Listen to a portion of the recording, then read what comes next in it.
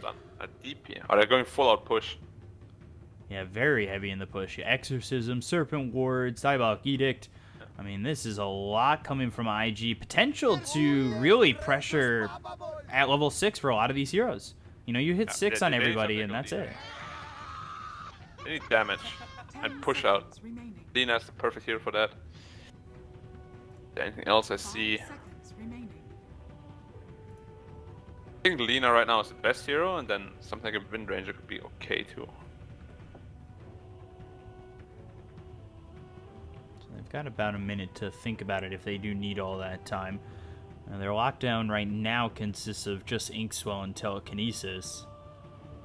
That's not the best. They don't really have many combos with Grimstroke either. They do, however, have a double mana void that could potentially break the game open. Do you ever bind the Slash Lock and DP or Shadow Shaman together? Hurt.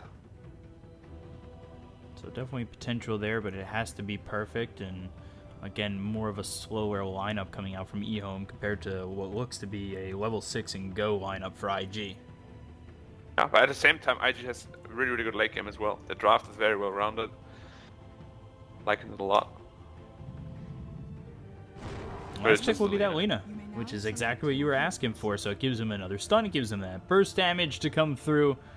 I mean, the Shadow Shaman becomes very deadly once he gets that cast range and has an Aether Lens, where you can just shackle and hex from such a distance away. Yep, position 5 Shadow Shaman never really impressed me. I feel like it's the perfect example of a 4 position. They can do so much with farm, and your potential gets very limited if you don't have farm. Like, you're pretty much just walking around and putting down wards. Which might be the strategy as well, you know. With DP Lash, Shadow Shaman, just run down towers. Yes, we'll have to see what their approach ends up being here for IG. As they're already pressuring in, putting him away from this bounty rune and charging to start at least. They'll try to land the follow-up stun from JT and Will with the Split Earth, so force him to blink back and continue to keep control over here with the top bounty runes. And placing some nice deep wards. Yeah, they definitely want to pressure this AM very early on here. Because they don't have the best lanes with the AM. Like, what, AM Rubik lane? No, AM Grimstroke. Not super scary. Who's coming up here? Innocence will make his way over towards the top lane eventually. But again, yeah, it's pressure on to end, making this lane very difficult, at least early on. He's without his support, and, well, Innocence will finally make his way over. Let's see. It's got the salve on it, so it will deliver the items at least. But on the way back, we'll see if it's lucky enough to keep its life. The creeps will come in at the same time as the courier, but it's not going to matter. One shot comes in from Ali, and it's a quick auto courier kill for the side of IG, and that really helps out this mid lane here for Emo. I mean, it helps on every lane because there's so much gold for everybody. But it's like one of these mistakes that can't happen at this level, you know? Because like, you know Shadow Shaman didn't show in any lane yet, you communicate that, and then there's only one place where he can be. Bit unfortunate that it happened, because it really puts you behind a lot. So is that just the signs you're looking for when you're thinking he's going for the courier? It's just he hasn't shown up yet in either lane, he must be here. Yeah, I mean, like, you're not just going to stand in the jungle and do nothing, right? You're a Shadow Shaman, you want to hit people. You hit for 70 damage. He still has the second highest base damage if that status stayed persistent since I learned it. I think just below 3 in probably. And he does a lot early on, and he can be quite the support. Again, I'm gonna agree with you. I definitely like him more in the 4, for sure. But we'll see him in the 5 and how he performs. He's already above the mark, getting that courier kill. Yeah. I mean, like, if you have support and you start the game with killing the courier, you always feel super good about yourself. And of course the team is like, yeah, thanks man, for the 200. That's that one split moment where your team loves you as a support. Yeah, never happens otherwise. Everybody hates supports. As Ali, now he gives up the first blood, so this is where the, the love of the team kind of starts to fade a little bit. Yeah, you got that courier kill, but you gave up first blood, and it was to Faith Beyond. So, enabling that Omni Knight a little bit, but not the worst first blood to give up. And we saw it yesterday, a couple of times throughout the qualifier where, like, the position 1 was the first blood. So not the worst thing to give up your 5. Yeah, same time top as well. At the same time, Innocence gets the kill on a JT, and that's going to be an offlaner taken out. So a second kill here for EHOME, and despite them not having that courier early on, putting some pressure on and grabbing themselves a couple of kills. Yeah, Am just bought the early boots. Things well on him, he blinked on the lash, and he just got stunned. There's not much you can do. Got burned down by the anti-mage. There's a lot of creeps to this. We're probably gotta be a bit careful. We'll charge in, and Inkswell once more, but a good stun to follow up the charge from JT. GGG goes down over bottom. And that is to Jinkyu, giving EHOME a 3-0 lead. And this is where the problem really comes in as a Shadow Shaman support. Like, you can't really protect your Morphling from these heroes. You can't frontline, and you can't really stop them by stunning them or anything either.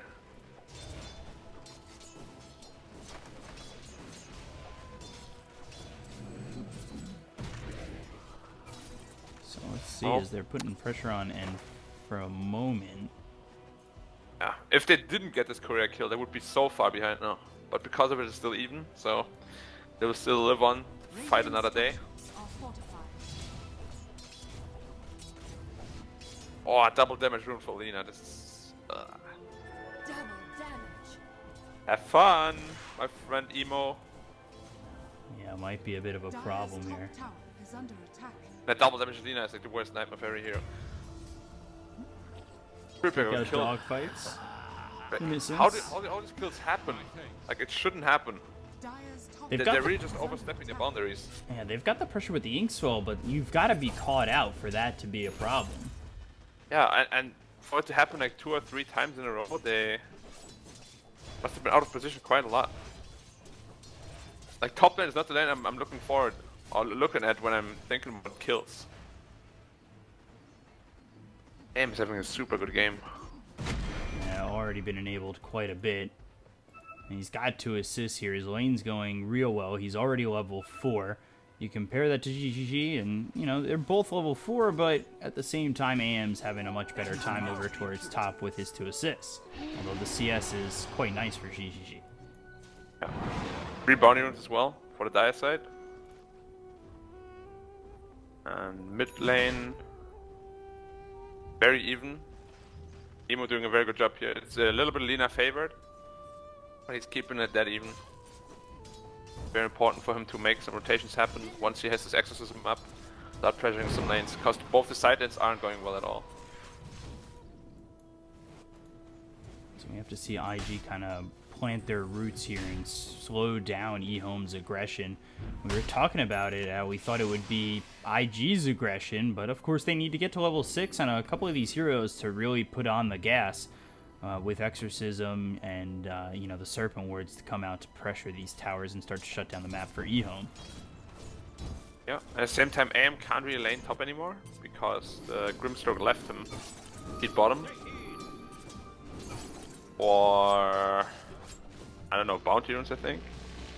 Rubik locked in with the shackles. Jinkyu trying to get away. The adaptive strike comes in. One more shot, but the purification's there to keep him alive. We'll see if they commit this charge. It will go all the way through mid, so he should know he's being charged and by the tier 2.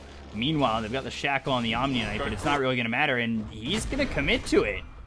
Dogfights goes all the way through to try and get this charge and potentially a kill, but now he's just behind the tier 2 tower and, well, didn't find anything except moving his position. Meanwhile, top end goes down to just JT. Surprising that JT alone was able to get that kill. And then the charge back over towards top. AM must have blinked in while Edict was on, and then he just got stunned and instantly killed by the Edict. This is one of the worst things that can happen. When the support rotates away, and then you die solo to the offlane. Gives so much away to the other team. Radiant's bottom tower is under attack.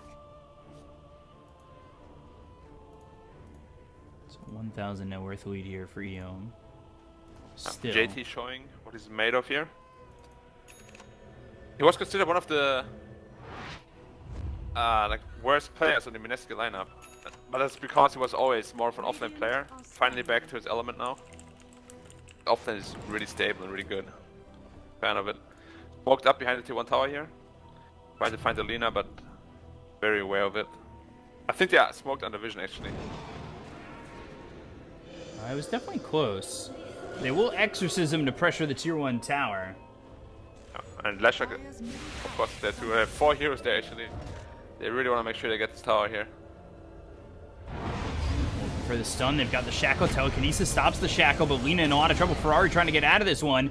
Split Earth will land, and we'll get the kill on the Lina. Exorcism's almost out. And the DP didn't have to rotate. It was a bit too much.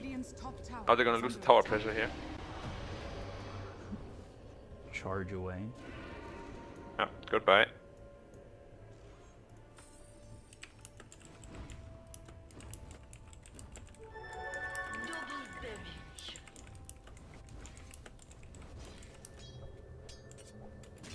Aim's game slowed down significantly. Still sitting at top 3 net worth, but he was quite far ahead at some point.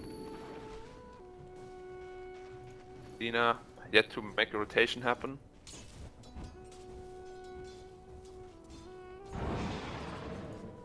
You know, Lina sitting here going into the Yules, has bottle ready to go. EHOME, we're playing aggressive, and it seems to have slowed down. Like, they had their opportunity with the first couple of levels, got a couple of kills here and there, and was a part of it, but now the charge comes out once again. The Split Earth lands, and Anti-Mage needs to be careful. But the Ink Swell stuns too, and that can turn into a couple for him as they take out both JT in dogfights with the Mana Void. Yep. And now on to what you call a Super Shrine. 3 heroes, very low HP, very low mana, all the way back to full.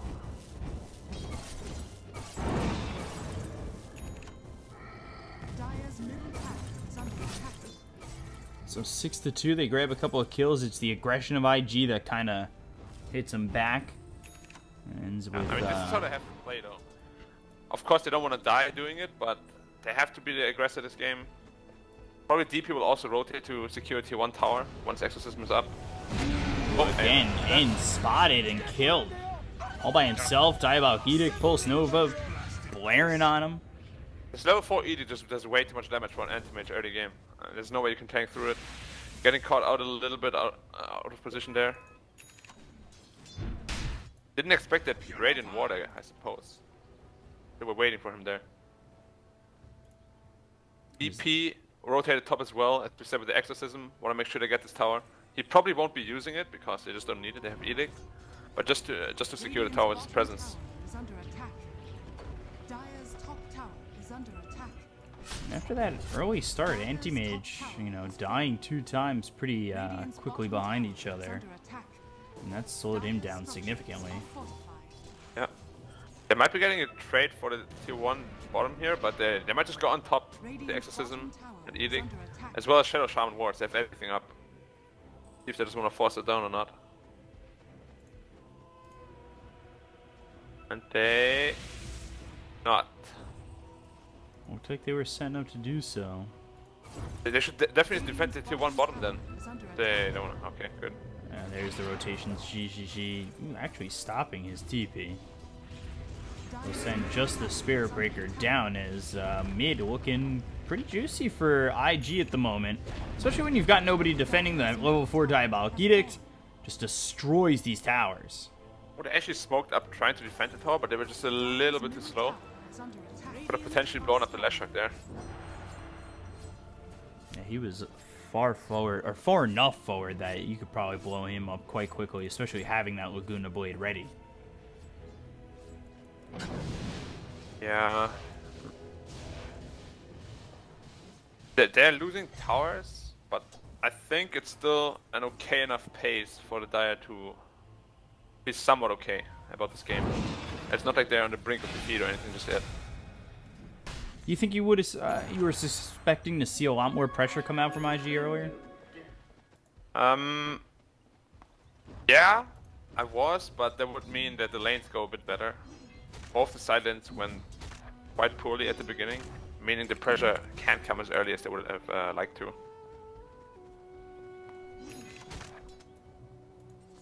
So they need to just open up some time and space here for End, who's going into that Battle Fury, and once he grabs that, depending on how he is around the map, should be able to farm up quite quickly, but again, we'll see where he's able to farm. If the IG pressure starts to really slam down, he might not have that much farming space. And they look over for the Grimstroke. Diabolic Edict is used. They'll have the charge coming through. Soulbind goes out with massive rotations set to come from EHOME. They've got the Telekinesis onto two. The Serpent Ward's committed to this one. The Laguna Blade comes through to get JT. But now here comes GGG. He's morphed into the Omni Knight as the charge comes out once again, but Dogfights loses his life. Ferrari in a lot of trouble, ends up dying. 3 heroes dead on EHOME for 2 on IG. Going like a tier 2 on top of all that. Yeah, aim trades for the tier 1 bottom, but they're still gonna try to defend tier top, the tier 2 top, and they will easily be able to do so. All the ultimates ran out, and they just disengage. I think for this fight, I would mainly fault Anti-Mage, to be honest. Like they got the leash on the DP as well as Lash, and he didn't TP into Mana Void them both. That would have resulted in an instant team wipe. I don't know why he chose not to. Because this fight should have been like a 4-0 in EHOME's favor, in my opinion. Or maybe trade for the Grimstroke, but they should have definitely all died there. And instead it ends with 3 heroes going down on EHOME, and you know, End is pushing. He does trade that tower. He doesn't have the Battle Fury just yet, but it is a significant amount of space for him. Yeah. I mean, it's not bad for him, but he didn't really get much. You know, he got like 1 tower and a couple of CS, but his gold only increased by like what, 600. And he's still sitting behind the Morphling. He does have both his mid and off laner sitting above the Morphling for the moment. And meanwhile, Yules, Inkswell, Laguna Blade used, and they'll catch Dogfights. 4 heroes here to get this kill onto the Spirit Breaker. Yeah, this is what we usually see. After the tier 1 tower on each team safe lane is down, the enemy carry will just take over the lane and just make it his own space and keep farming there.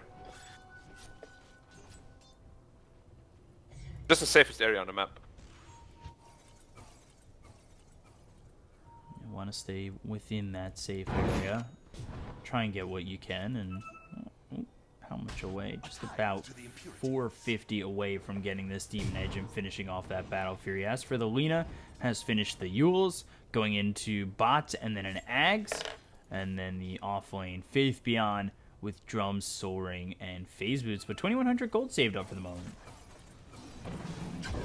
Yeah, potentially looking to go into either a quick Lotus Orb or use something to dispel the silence. Maybe even Mech, but he already has Phase Boots, so unlikely. Walked up right now to... What actually? There's no timing coming up. I guess just a little quick kill, get out some wards maybe. GGG picking up that Illusion Rune. You've got the Aether Lens now here for the Rubik. He's going Blink Dagger into Yules as well. Jinkyu and GGG up against each other. Used to play with each other on Serenity back last season in TI. Now they're mortal enemies. For life. I think that's a life thing. Yeah, I mean, it just happens. Your best friend is your worst enemy tomorrow. So now End's got this Battle Fury, and they're still trying to make some space. EHOME going as 4. It's kind of this 4 opening up space for 1, and the Telekinesis drop him down, and they get a quick kill on GGG. Woof. Blew him up. Very greedy by the small to come out like this when they don't see anything under their own vision. Very good kill from the EHOME side. Another smoke though. They're trying to cut him from behind, It's very risky without the Morphling here. You gotta be careful.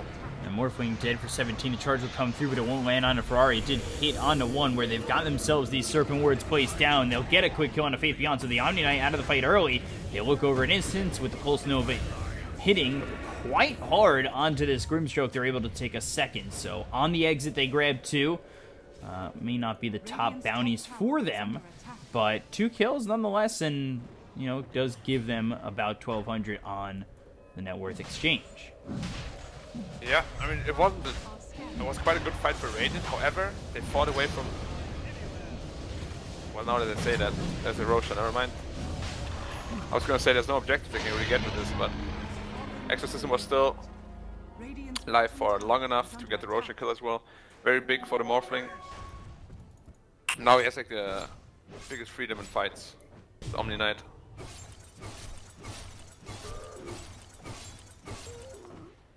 AM already finishes Yasha though. He's farming at a rapid pace. There's a big stack for him to take as well. It has really picked up since he got that Battle Fury, and has just been given all the space in the world at the moment. He's going to pick off that stack, try to finish this Manta as quickly as he can. He's got the Yasha. And again, it's EHOME going in as 4, trying to do what they can to take out these IG heroes. Stop them from taking objectives. Stop them from cutting off the farm potential here for the Anti-Mage. They find themselves the Spirit Breaker. Stroke of Fate hits. And they've got the Telekinesis with the Fade Bolt. And we'll see if they get the kill on dogfights. They will commit the Laguna to it. And they've got themselves 1. Soulbind through onto this Leshrac with nobody next to him, though. So it won't matter. Interesting choice. But yeah, all this is really just to make space for the AM. Top lane Morphling all by himself. Of course, he's a Morphling. He knows they're all middle. Nothing to be afraid of. He's out. We spoke about his aim though. He counters the cores on the Radiant side, so they can't give him too much free space. If he gets 1-2 more items after the Manta, it's gonna become a nightmare to deal with. We were talking earlier, I've been saying that phrase a lot, but it always ends up like we talk about it and then it presents itself.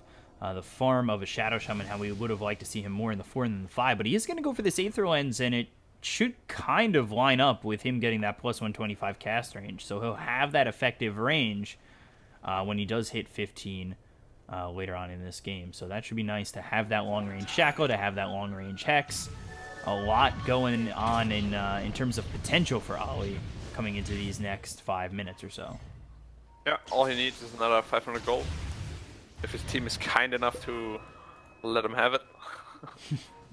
Yeah, it's always a question of whether or not your cores are gonna, you know, give you that 1 or 2 last hits that you dreadfully need. I wouldn't, but maybe they're nicer than me.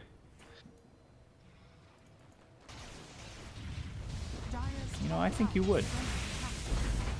You're actually right, because I care about winning more than about money. And if it means to give you support some CS, you know, why not? They're gonna charge. They're gonna charge and TP on this, so it's immediately they're looking for the charge, and to combine this with the heroes coming in to TP over. Dogfights commits all the way through on to end, but just so far away that he's not gonna have anybody to back him up. Yeah, this time was like non-existent with the Heavenly Grace on. I just instantly disappeared.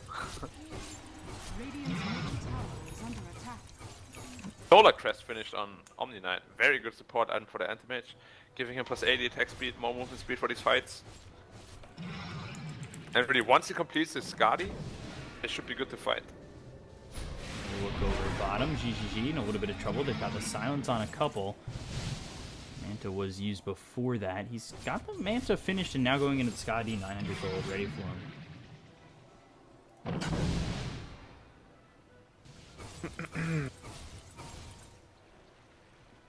So both teams grouped up over bottom.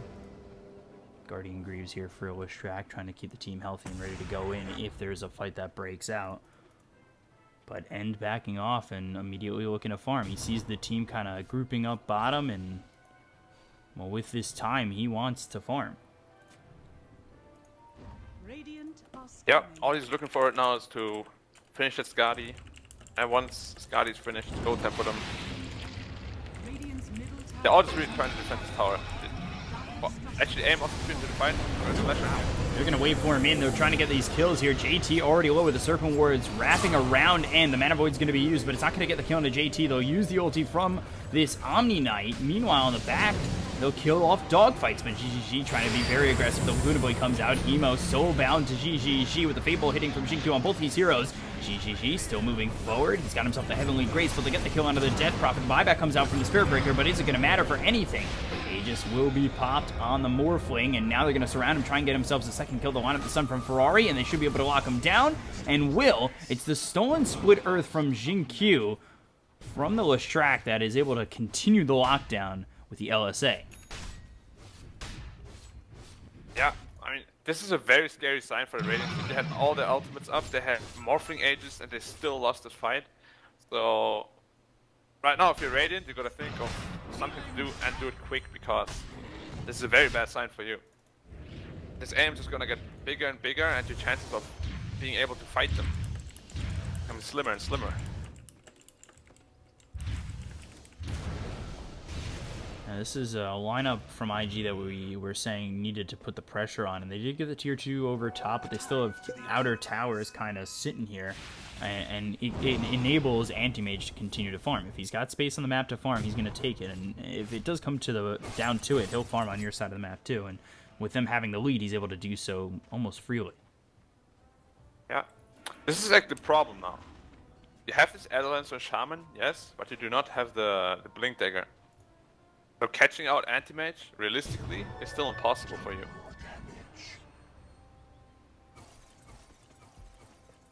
I am halfway through this Guardi now. Once that item is up, it's going to be so hard to kill him with the Omni Knight behind him. 5k net worth ahead now, or 4k net worth ahead now of the Morphling, falling behind quite significantly.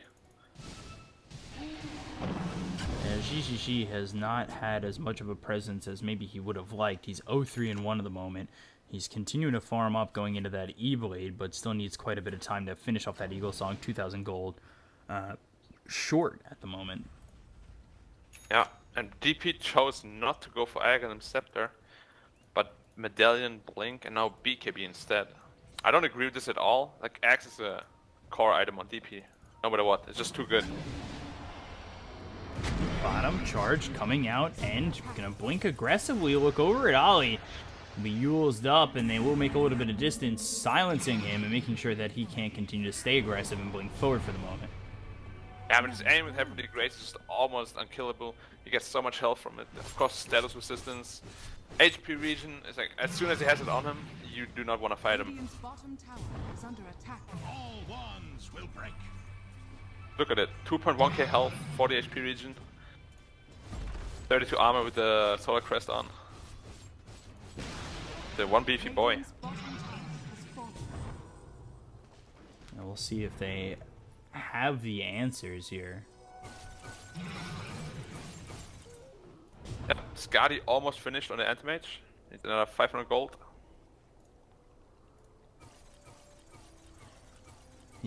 Ever since he picked up that Battle Fury, they've given him so much space, and his farm is ramped so much. And obviously, you know, the Battle Fury enables that, but at the same time, his team has gone the extra mile to give him that space too. Yeah, I mean, they recognize the winning condition here, which is solely the Anti-Mage, so... X charge coming in, hits End as well as Faith Beyond. The Soulbind comes in on both the Shadow Shaman as well as the Spirit Breaker. And with 5 heroes from EHOME right here, it's a quick couple of kills. Yeah. And the window to really win this game for the Radiant side is closing more and more. Like, every pickoff that happens for the EHOME side is bringing them closer and closer to victory, just because the lineup is so much stronger in the early late game to late game. They might just knock on high ground here. Spirit Breaker spawned back, last fight dead for 40, no buyback. No buyback on the Shadow Shaman as well. They're definitely gonna lose to tier 3 here. And then we'll see whether they back off to get the Shrine, so just take the Rex after. Skadi gets delivered as they're trying to take this tier 3 tower. GGG looking in. He's finally got that E-Blade finished with the Lincoln, so he's got a bit of protection, but is it going to be enough? And they lose the tier 3, they'll go back to the Shrine, and then from there they should be able to go into Roche if they so desire. Yeah, I mean, This AM with Heavenly Grace on 2.7k health. Near unkillable now for the Radiant side. They would have to like catch him out completely by himself. Somewhere where his team can't reach for, I don't know, like 15 seconds or so. That guy is really tanky right now.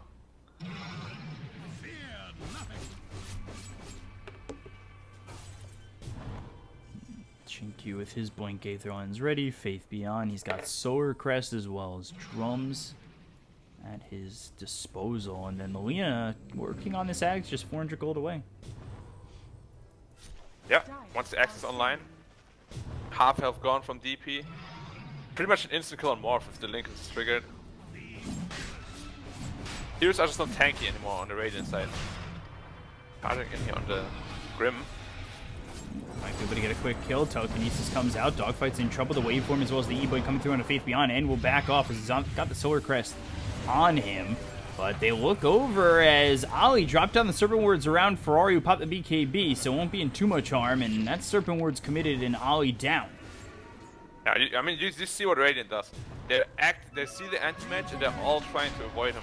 They're running past him, trying to catch a hero behind him. It's just not happening because you cannot ignore a hero that has Skadi and can blink after you like this. Like, if you can't kill the anti-mage, you won't win a team fight basically. And now they're gonna get an Aegis on top of the big lead they already have. Like, if you're Radiant right now, you have to fight this Roshan. There's no choice. Got Ali in 10. There's the Ags being delivered to the Lina. JT trying to wrap around, and this Roche isn't exactly going too quickly, but End will TP, or blink, excuse me, outside of this pit. And will take out JT so quickly. Both couriers looking to help with vision. As End now looking to finish off this Roche. They've committed Exorcism to this, and we'll see what they're able to do. GGG, wait for him in, and they get the kill, but the Aegis will be snatched by Anti-Mage. The Silence comes out on 2, they'll use the Guardian Angel, and he's got a second life, so he can be a little bit aggressive. The Laguna Blade's going to be thrown on GGG, but the stun's going to miss. The BKB is about 8 or 7 seconds through here for Ferrari, and finally runs out, but the Yule's out onto GGG with the LSA to follow it up. They get the kill on Ali as well as GGG, taking out JT earlier to add their kill count to 3. And they've also got themselves the Aegis. Yeah, you can say goodbye to 2 of your sides. They can't get the top Rex yet because there's still T2 tower. But they're just gonna take the 2 Rexes they can.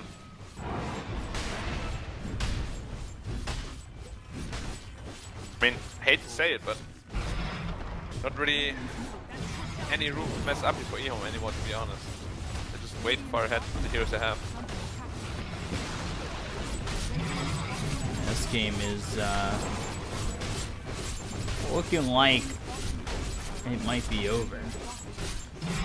A little bit. Again, always potential. Yeah, they can dive the fountain with 5 again. Probably not gonna happen to the TI qualifier, but we saw some back and forth in a couple of games the other day. RNG went back and forth with Newbie. I know that game went on like 93 minutes or something like that.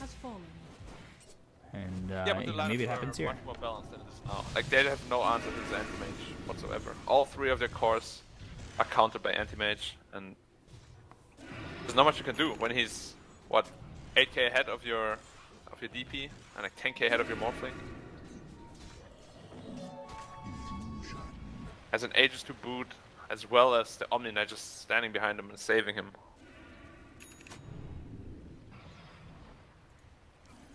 GGG still without a kill in this game. 0-4-1. We've just not felt the Morphling at all. Yeah. Ali again just spotted by End and nowhere to go. Yeah. Korea? Nope. Blinked the wrong way. It's really like a result of the laning phase again. Like, even though they got the Korea kill, they lost both side lanes, and with an early game pressure lineup, that absolutely cannot happen. You need to be able to win your side lanes and transition towers early. Radiant's top tower has fallen. Look at his attack speed of the aim when he has Solar Crest on. Radiant's top tower is under attack. Going ham on the tower. I'm gonna go for this top tier 3. They've got the telekinesis onto this Morphling in a lot of trouble, and the Laguna Blade comes out to force him to buy back. The charge comes out from the Spirit Breaker, and backing off for a moment is EHOME GT behind them with BKB being popped. They also get the Split Earth, but there's the ulti coming out from the Omni Knight. Innocence goes down, but will it just be the Grimstroke?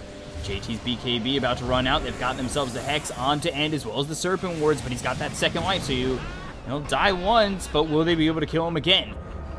Here he comes, back alive, uses that spell shield, pops the ulti onto this Leshrac, doesn't get the kill just yet, and will lose Faith Beyond, but JT ends up going down, as does the Spirit Breaker, and from there, it might just be time to leave for EHOME.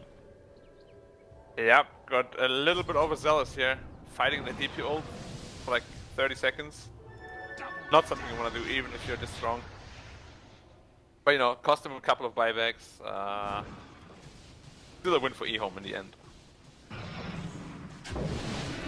Yeah, They lost only Omni and Grimstroke, right? EHOME just continuing to put pressure. It was the Omni and Grimstroke that went down for them. The buyback had come out early from GGG. So it cost overall, IG a lot. Yeah. Now just regroup, wait for Omni Knight ult. They still have a cheese as well. And of course they know Exorcism is down. They have a 1 minute time window now to force down the top Rex. Which is what they're looking to do apparently. No BAM, all the camps are farmed. Bring 4 heroes towards top. They'll have Faith Beyond back alive. Yeah. Looking for another fight here. Emo, silence onto 3, the charge comes through, and now they've got the Grimstroke low. He'll be dead for 50, immediately buy back. There's a Lotus Orb placed on the end. He was hexed up. He's trying to attack this Leshrac and will ultimately get the kill. Dogfight's trying to do something. BKB's going to be popped by Emo. They get the kill on Ali with the Mana Void. Dogfights goes down. That's going to be 3 heroes dead without buyback. GGG morphing into the Spirit Breaker to charge away. Blink forward, not going to find him. And will be the charge all the way out of the fight, but with him escaping, it's not going to matter. GG's been called, and EHOME will take game 1. Radiant's middle barracks has fallen. Yep. The drafts didn't allow for another outcome if the IG side didn't, mount on the pressure early enough. Which ultimately EHOME supports especially did a very good job of defending these towers long enough for AM to get big enough, and then there's just no way that the Radiant side can fight at all. EHOME, despite losing the courier, and 10-2 and 10 had those 2 early deaths and then never died again. 3-1 and 20 for Jinkyu, involved in 23 of the 27 kills for EHOME.